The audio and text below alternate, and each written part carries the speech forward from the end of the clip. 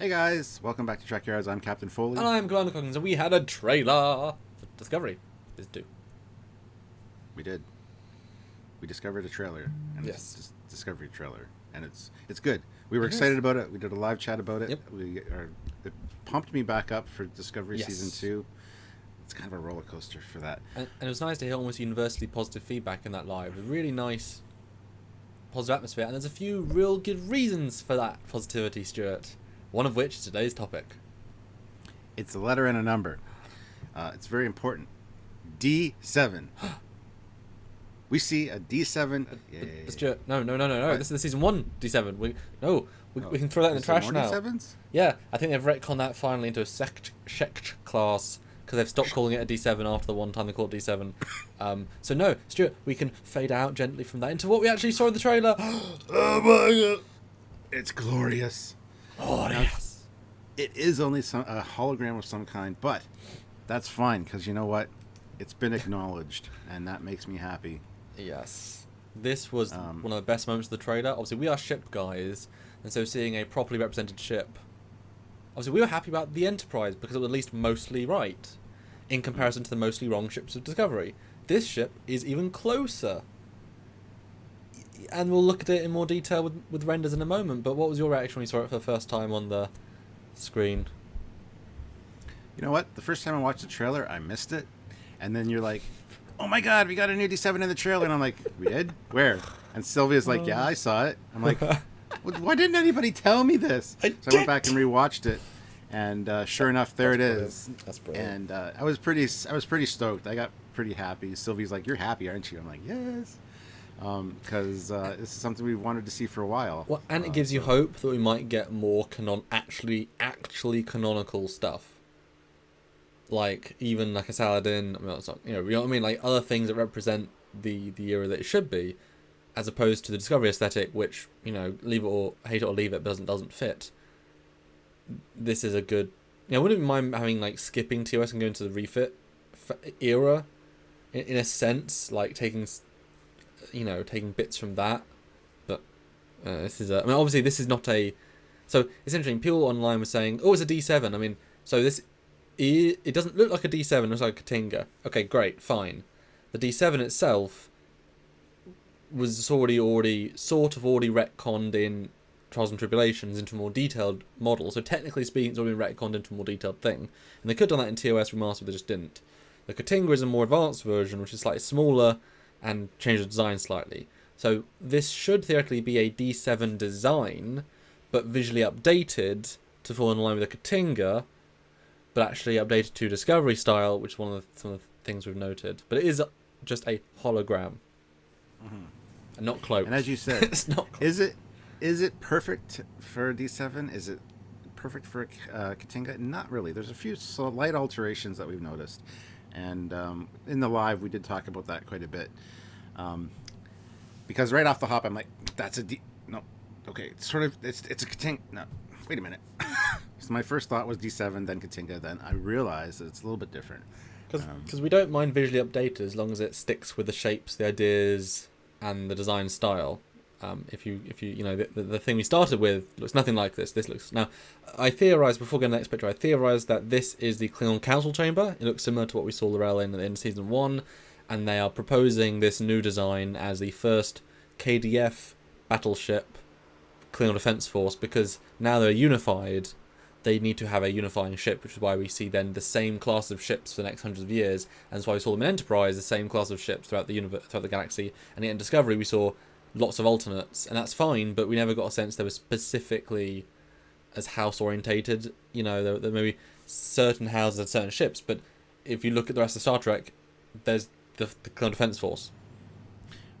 Yeah, and that's kind of still a problem, even if they do fix this, because I mean we've seen Klingon ships in Enterprise that look very Klingon, so there must have been some kind of discord, and they canceled those ships or put them in mothballs, and people pulled out their new ship. I don't know what happened, but anyway, it's fair to say that this one's probably 25% different. And to be fair, it might be, actually. The bottom they could change. But let's look then, Stuart. The next picture is a comparative render between the Canon D5 from Enterprise 100 years ago, the Discovery hologram, and the custom Trekyards ultra-high-res Katinga model done by Rob Bonshun. Now, obviously, I didn't use the Canon Katinga model from DS9 because those shapes are actually inaccurate to the D7 and Katinga miniatures. I didn't use a miniature shot of the D7 or Katinga because, again, it's hard to see those shapes, this sort of view. So I went with the most accurate detailed, if not, so it's kind of a disclaimer. But that's theoretically the evolution, or at least that they might have taken inspiration from the D5, just threw it out there just in case. And you can see its shape in terms of the D7, and we'll get closer to D7 or the Katinga in a minute. But what do you think then, Stuart? And what are the differences? And does it reference the D5? Maybe? I don't know. It does. I see a distinct lineage from the D5, especially with the wing shape and stuff. I don't know. I think this is nice. It fits in with the era. Even if there are changes, I mean, that's fine. It is before a D7, so it should theoretically be bigger, bulkier. Exactly, yeah.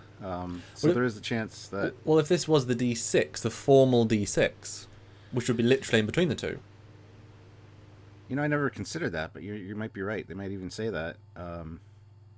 And is the D7, is that the Klingon classification or the Federation classification for the ship? Probably the Federation classification. Well, so yeah, that's the disclaimer, isn't it? I mean, it's called the battle cruiser. That's obviously in Klingon. Like the Katinga is a Klingon name. D7 is a human name, but obviously, when you've got advanced sensors, you can detect the difference between a ship class and a different ship class. So if the sensors say D7, it's because you've called it a D7, it's a D7, and we know what a D7 looks like. So there still shouldn't be a confusion. And it's D7 class battle cruiser. So it's, a class of ship that looks like this, just like the Constitution class is a class of ship. But what are the changes that you see then, Stuart, just to break them down briefly? Well, either the nacelles are smaller or they're not cantered in like on the D7, and or both. Yeah, they look almost straight down because they are quite slender. The wing shape is pretty much spot on, but the engineering deck at the top there does seem to extend back further on the new one. Also, it's got a little bit of a curve at the front of the set of the engineering hull, but I think that's just, like you said, the other one was done by Rob Bonshun, who does know the ships very well, but there is that... Well, the D7 has more of a... Like the D7, yeah. Yeah. Like I say, use a Katinga because they're not obviously going to use a D7, so it's kind of like, well, it's a tricky one. So that is certainly close to that. But yeah, obviously the nacelles are a lot longer, and if you look at the D5, you could say, well, that's sort of links to that.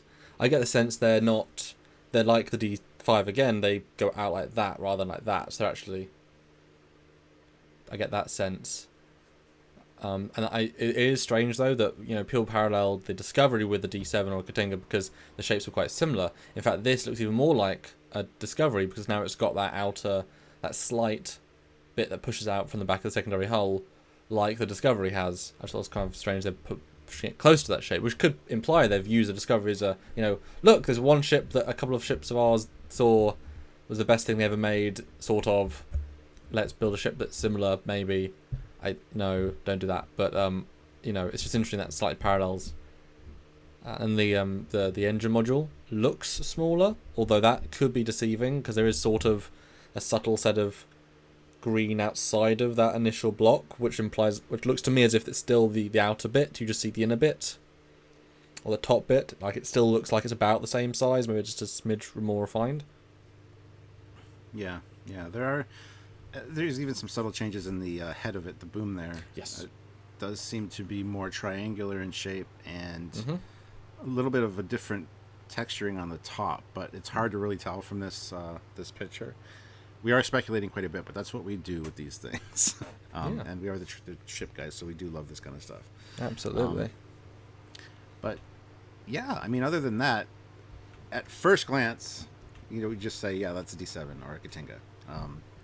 But you break it down, and there are subtle changes, which are fine. There were subtle changes with the Enterprise as well. Subtle. Again, it makes it the Discovery verse, in my opinion. Not necessarily Prime, although this ship could fit into Prime because this is quite a few years before TOS, and as you said, it could be the D6, not necessarily D7, so a different model of ship altogether. Or a D6 Mark 1 and the D7... Oh, sorry, D7 Mark 1 D7 Mark 2 was the refit that was done to fight the Constitution class such ships, whereas the D7 Mark was... I don't like the idea of the, D6, D5 being like 80 years old, D7... Ships shouldn't necessarily last as long as that if they're the flagship, whereas if you had a D7 Mark 1, D7 Mark 2, like the Enterprise refit, then, that would kind of explain why we saw things the way we saw them. But definitely a more pointed head. Looks like they've got a slightly recessed bit at the front. Comes in a little bit, but you can see the outline of the exact same bridge module, that little front bauble, and then a piece that comes out. So that's lovely. If you do go to the next picture, just those two, a little bit closer up, you can see, yeah, they're super similar. All the proportions are a bit different. The secondary hull's been brought in a little bit. Comes out less. The neck's been shrunk a smidge, but also thickened, which is something I think fans would be fine with. So it does have a different... I'm sure it feels more sleek as it flows through space. The D7 is very broad. It's like a big shouldered beast. This one probably is going to be much more... Yeah. Yeah, so, I mean, we don't know what context this is in, obviously. It is a hologram. Like you said, it could be the Klingon Council Chambers, talking about a new KDF ship, the formation of the KDF, the Klingon Defense Force, because we know that they are separated into 24 houses right now. So this would bring back that unification that they had in Enterprise. Something must have happened. Which is why, Tyler's gone back to help L'Rell, and that's her purpose. I mean, that is like the subplot of the Klingons, because now the war's gone, the radical terrorist element's gone, yay, unification, I'm just wondering if it is meant to be like 25% different, if that's like one of the mantras, whatever. I mean, all the backstory of that, guys, and we're still using it because that's the way it should be used. But you wonder what the bottom's going to be like, because, silhouette view very, very similar, I'm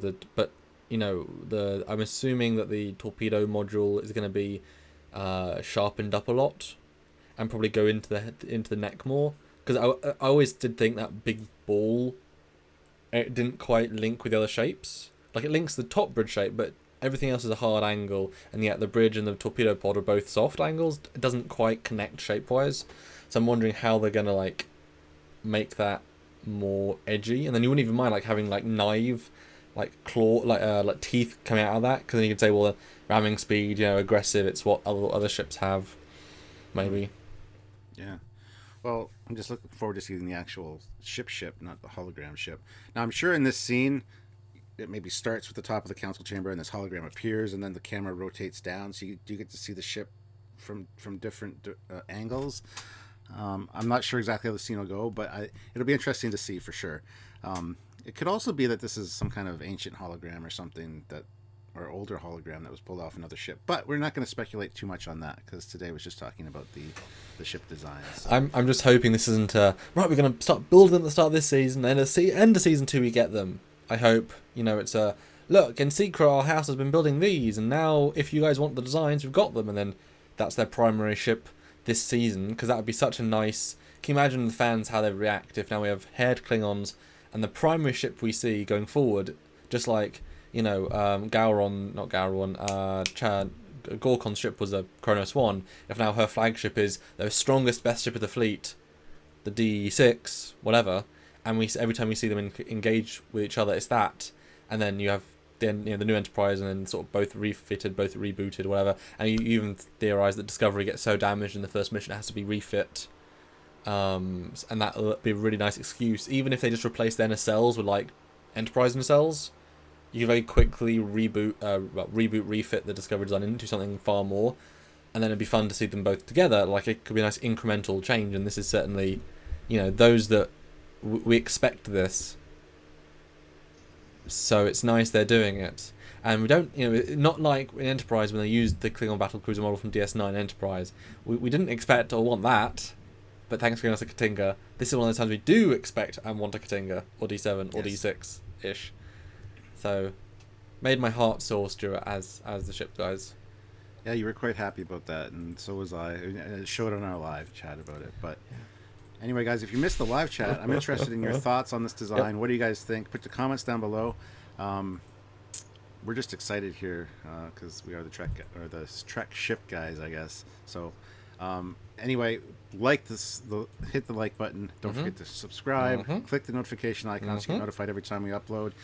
And join us on Discord and follow us all the time on all the different things that we do, Facebook and everything. But not on the street. Don't follow us there. Well, you can if you buy us a beer or something. That'd be cool. Just don't follow us and be a creeper. I guess. Kalish. Have a D7. Okay, and on to today's video. We'll see you next time, guys. All right. Bye, Bye everybody. everyone.